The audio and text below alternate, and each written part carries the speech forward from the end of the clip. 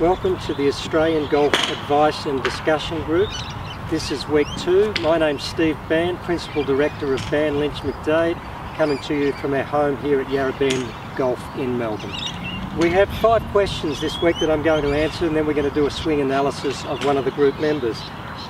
Question number 1 that I'm going to answer is, I have a fast backswing and get told constantly to slow it down, but I find I'm always reverting back to my old ways. What works? If I can give an example of some great players over time who had very fast backswings, one of them was Nick Price, won multiple majors, very fast backswing. His backswing and his whole swing and motion matched his personality. Greg Norman was another player with a very fast backswing and an aggressive follow-through. And current day players who are world-class players, Brandt Snedeker comes to mind, very fast swing. Now, if the cause of the swing is tension, stress, anxiety, if the cause of the swing being too quick is coming from one of those areas, well then you address it by not trying to swing slower. You can never not do something. Trying not to swing slow is only painting the picture, or trying not to swing quick I should say, is only painting the picture in your head of a quick swing. Generally what happens is if we relax, we move into the ball in a rhythm that matches our particular personality, and then we just swing within our particular personality, that's going to be the right rhythm for us. So you're only swinging too quick if it's caused by tension. So relax, walk into the ball, do what comes natural to you with your own rhythm, and you'll be swinging at the rhythm that best suits you. Question number 2. I've been seeing a coach for a while but haven't noticed any improvement. Is it better for me to move on or stick it out? This is something that Dale Lynch, Dennis McDade and myself developed, and we're all I was the founding head coach of the Victorian Institute of Sport, and then Dale and Dennis both followed me. But one of the models that we used at the Institute of Sport, which is for development, was based on all sports, not just golf. It's based on all sports, but it's also actually based on business. It's called the improvement cycle. Now, the improvement cycle is simply this. Step 1 is make an assessment. Now, you have to be able to accurately make an assessment where you are. Now, is it a technical thing, a physical thing, a mental thing, or a strategic thing? But make an assessment of where you are. Step 2 is put some goals in place that are achievable in the time frame that you are able to practice that particular skill. So step 2 is set some goals. Step 3 is put activities in place with a time to them that you're going to do so you can learn that new skill. And then step 4 is come back and then reassess to see if you've made an improvement. So if a 1-month improvement cycle, let's say you have a lesson and you're working on something in your backswing, you can practice 2 or 3 times a week. You've got a drill to practice that drill, practice 2 or 3 times a week, come back in a month, and if your backswing is improved, you're making improvement. But if you're measuring your improvement purely by only your scores, well, maybe you're not working with the coach that's going to help you get with where you want to go. So if you're doing an improvement cycle, it's measurable, you're making an assessment, you're setting goals, you're putting activities in place, and you're reassessing. Stick with that coach because you will be getting better. We've got 3 questions this week relating to equipment, and the first one is a question on ball, and the question is, I'm a mid to high handicapper who plays the Titleist Pro V1. Would a non-tour ball be more beneficial for my game? A non-tour ball wouldn't be more beneficial with your game. At best these days, the difference between the 2 balls, the non-tour or the recreational ball, is actually a very well made ball. Since the advent of solid core balls, 2-piece and 3-piece balls, the standard and the consistency of the balls has been very much the same. The idea that a tour ball in the past was that each ball was exactly the same compression, exactly the same coefficient, and they were very round, so from a spin point of view they didn't deviate offline because they had some bias problems. Balls these days, the standard of manufacturing is so close that the recreational club golfer ball to the Tour Pro ball are very similar. If you love using the Pro V1 and you don't mind paying the dollars for the Pro V1, go for it. Our second question on equipment this week is, my handicap has recently dropped to 10, and I love the look of blades. As a 10 handicapper, should I give the blades a go? A lot of this is personal preference, and there is this idea that you've got to be a scratch golfer or you've got to be an elite level golfer before you can use blades.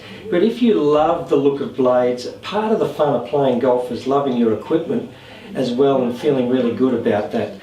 The Blade Golf Club, if I can talk to the technical aspect and the changes in the history of the Blade Golf Club to the perimeter weighted golf club, it's a little bit like the tennis racket.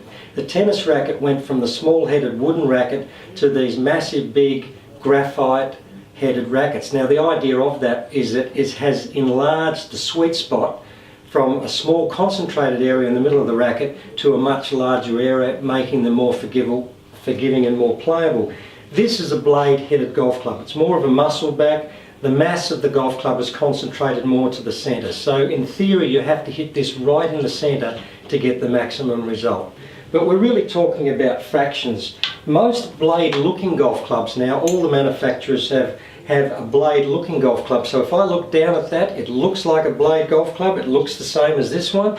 But if we look at the back, we see that there's a cutout in the back that has allowed the weight to be distributed more around the perimeter, enlarging the sweet spot and giving us a more forgiving golf club.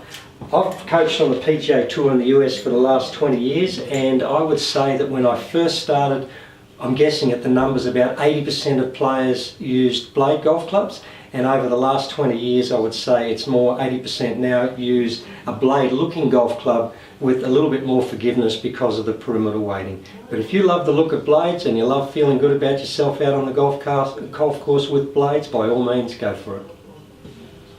Our third question this week on equipment is, are stock shafts good enough for the club golfer, or would there be considerable gain from a more exotic shaft, same weight and flex? If I can explain a little bit about the technical aspects of what the manufacturers have worked out over probably the last 100 years now is, as we know, all golf clubs are not the same length. Now there's a reason that they're not the same length, and that is because each golf club needs to have a gap in the distance that it goes. Traditionally, each golf club, if we're talking about irons, is either ½ inch shorter or ½ inch longer than the one before it or after it. So a 6 iron is ½ inch longer than a 7 iron, a 7 iron ½ inch longer than an 8 iron. They also have 4 degrees difference in the loft, so the 6 iron has 4 degrees less loft than the 7 iron, and the 7 iron than the 8 iron. The idea of that is it creates a gap of about 10 yards or 10 metres. And so the golf clubs do need to be different lengths. Now because they're different lengths, believe it or not, they're actually all different weights. Swing weight is one of the most misunderstood things in golf.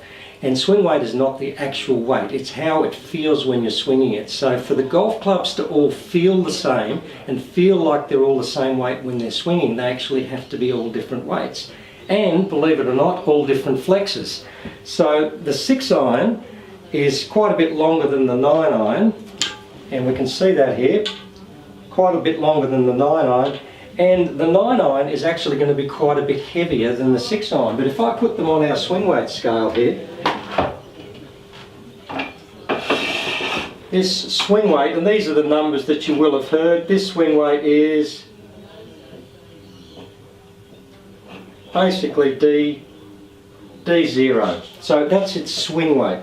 Now that's a balance point from the cap to a point that's a standard measurement all the way part way down the shaft. Now if I take the 9 iron and put it on there, this isn't my set of golf clubs, but luckily they're the same swing weight. Now this shaft is actually going to be quite a bit stiffer than this shaft, and the reason it's stiffer and the head is heavier is because it's shorter, it has to be stiffer and heavier to actually have the same feel. So I'm going to go to dead weight now, so I'm going to put the club on the scale here and weigh this club, and this club weighs about 450 grams, and if I put the 6 iron on, this club, even though it's the same swing weight and it's going to feel the same, it's about 425 grams. So it's actually 25 grams lighter, but to my feel, it's going to feel exactly the same. Now, if you need advice on equipment, go and see a proper club fitter. We've got a full club fitting service here. Standard stock clubs are so close to what the tool pros use. What the tool pros are actually using is pretty much the same standard equipment, but they have it balanced and tuned so it's exact the same from every club. But for most golfers in the world, even most of the tool pros, they really couldn't tell the difference as long as the swing weight is the same.